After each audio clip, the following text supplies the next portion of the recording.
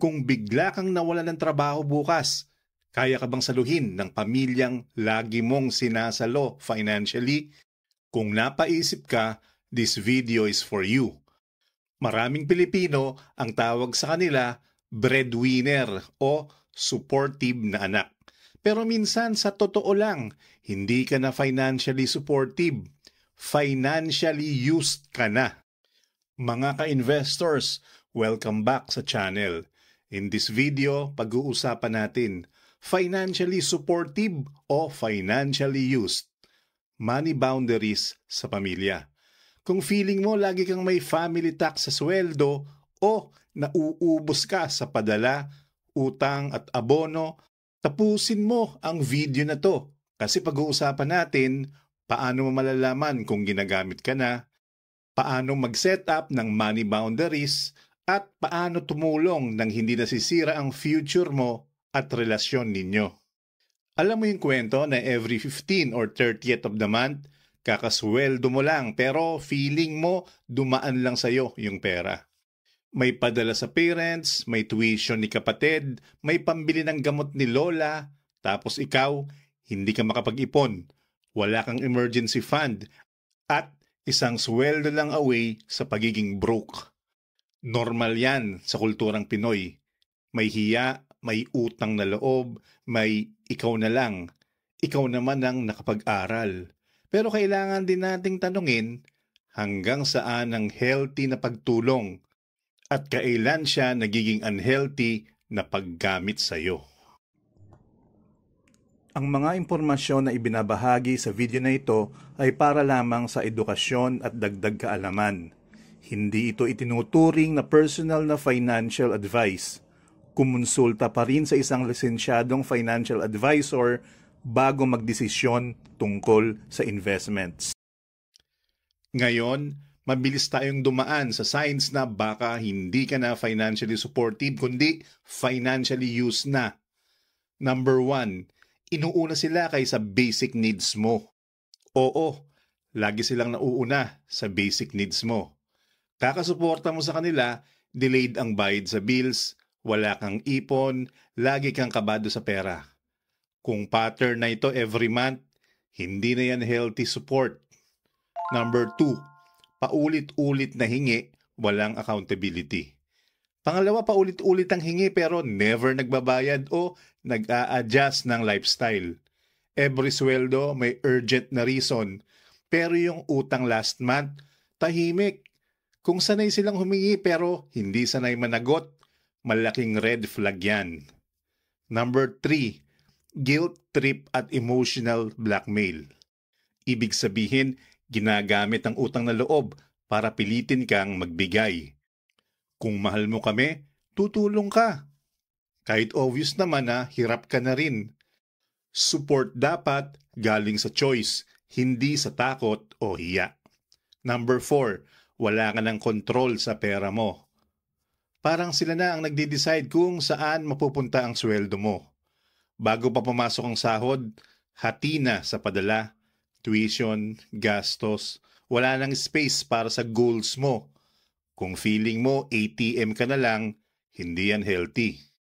Kung kahit isa dito tumama sa'yo, possible na ginagamit na yung financial generosity mo, even kung mahal mo sila.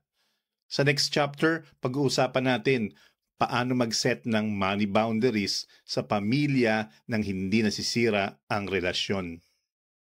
By the way, kung gusto mo ring magsimula sa pag-aaral ng pera at investments, iniligay ko sa description yung mga top financial books na personally kong nire-recommend. Affiliate links yan. Ibig sabihin, kapag bumili ka gamit yung link, may maliit akong komisyon pero walang dagdag na bayad sa'yo. Sa ganitong paraan, natutulungan mo rin akong makagawa pa ng mga free videos tulad nito. Maraming salamat sa support. Okay, malinaw na yung signs na baka financially used ka na. Ngayon, pag-usapan naman natin, ano bang itsura ng healthy na financial supportive mindset? Number 1, may limit. Tumutulong ka pero may hangganan. Hindi supportive ang tawag kapag ikaw mismo walang pambayad sa sariling bills. Ganito ang healthy support. Magbibigay ako hanggat dito lang na hindi sinasakripisyo ang emergency fund, utang at future ko. Isipin mo muna, kaya ba to ng budget ko? Bago, magmumukha ba akong masama kung mag-no ako? Number 2, hindi laging cash, pwedeng guidance. Hindi laging cash ang tulong. Pwede kang tumulong mag-budget, maghanap ng extra income, mag-research ng ayuda o program, imbis na puro padala. Mas healthy yung support na tinutulungan mo silang tumayo sa sariling paa, hindi yung ikaw ang lagi nilang saklay. Number 3, may malinaw na usapan. Kung loan, sasabihin mong loan. Kung regalo, sabihin mo regalo. Kung magpapautang ka, dapat may amount, may due date, at kung paano babayaran. Hindi, bahala na si Batman. Klarong expectations equals less sama ng loob. Number 4, support na aligned sa goals mo. Ang pagiging supportive, naka-align sa goals mo.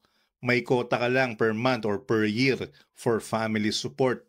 Tapos the rest para sa sarili mong ipon, investments at future ng family mo. Ibig sabihin, mahal mo sila pero mahal mo rin yung future mo. Yung tunay na financially supportive mindset, hindi ikaw nauubos. Nagseset ka ng limits para mas matagal kang makakatulong, hindi lang ngayon kundi long term. So, alam mo na ngayon kung kailan ka financially used. Ngayon, punta tayo sa pinaka-importante. Paano maglagay ng practical money boundaries sa pamilya? Rule number 1, budget muna bago tulong. Imbis na every time na may hihingi, saka ka lang mag-iisip, mag-set ka ng fixed amount sa budget mo for family support. Halimbawa, sabihin mo sa sarili mo, up to 2,000 lang per month ang kaya kong i-allocate sa tulong sa pamilya. Kapag naubos na yan this month, next month na ulit. Ito yung magse-save sa'yo sa biglaang hingi na outside sa kaya ng bulsa mo. Rule number 2, give, not utang. Kapag magbibigay ka ng pera, lalo na kung alam mong mahirap silang makabayad, isipin mo na lang siyang regalo, hindi pa utang. Bakit? Para walang samaan ng loob kapag hindi na ibalik. Ang mindset, magbibigay ako ng amount na kahit hindi na bumalik, okay pa rin ang finances ko. Rule number 3, hindi lahat yes. Kailangan mong matutong magsabi ng firm pero mabait na, hindi ko kaya ngayon. Pwede mong sabihin ng ganito, gusto ko sana tumulong pero naka-allocate na yung budget ko this month. Next time na lang ha. Or, hindi ako makakapagpahiram ngayon pero pwede kitang tulungan gumawa ng budget or maghanap ng ibang options. Or, may personal financial goals ako ngayon. Emergency fund at ipon, kaya hindi ako pwedeng maglabas ng pera ngayon. Diretso, maiksi at hindi defensive. Hindi mo kailangan mag-explain ng buong life story para mag-no. Kapag may malinaw kang budget, alam mo kung regalo lang ang kaya mong ibigay at kung marunong kang magsabi ng hindi, mas nagiging healthy ang pagiging financially supportive mo. Hindi ka na ATM, hindi ka na bitter sa loob at mas tatagal yung kaya mong tumulong. Okay, last part. Paano mo ngayon kakausapin si family tungkol sa money boundaries nang hindi nauuwi sa away? Una, piliin ang timing. Huwag mo itong i-open sa gitna ng away, singilan o init ng ulo. Mas okay kung scheduled na usapan. Sunday afternoon, sabay merienda, kalmado lahat. Pwedeng simulan mo sa, Ma, Pa, pwede ba tayong mag-usap saglit about sa pera? Gusto ko lang i-share yung plano ko. Pangalawa, focus sa ako ang may limitation, hindi ikaw ang problema. Instead of, palagi niyo akong ginagatasan. Mas ganito dapat. Nag-set ako ng budget kasi may goals ako. Emergency fund, ipon sa future ng family, at retirement.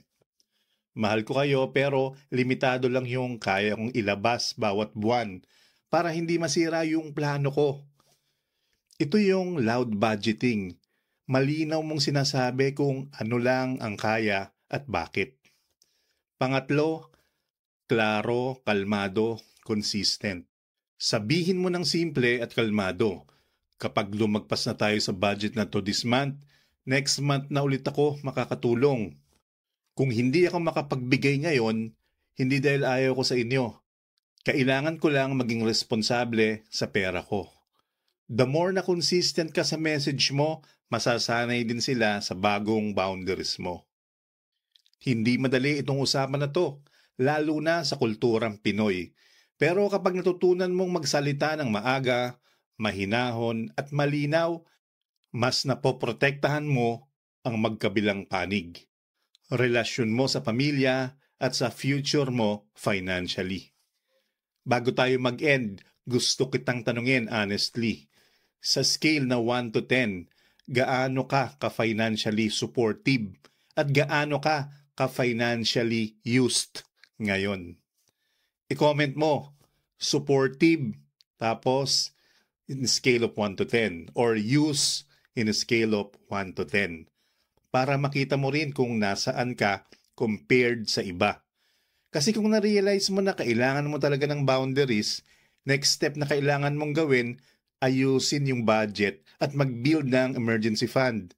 Kung wala kang ipon, ang hirap mag-say no kahit alam mong kailangan. Like this video, if nakarelate ka, share mo sa isang friend na alam mong breadwinner din. And don't forget to subscribe para sa more real talk about money and family.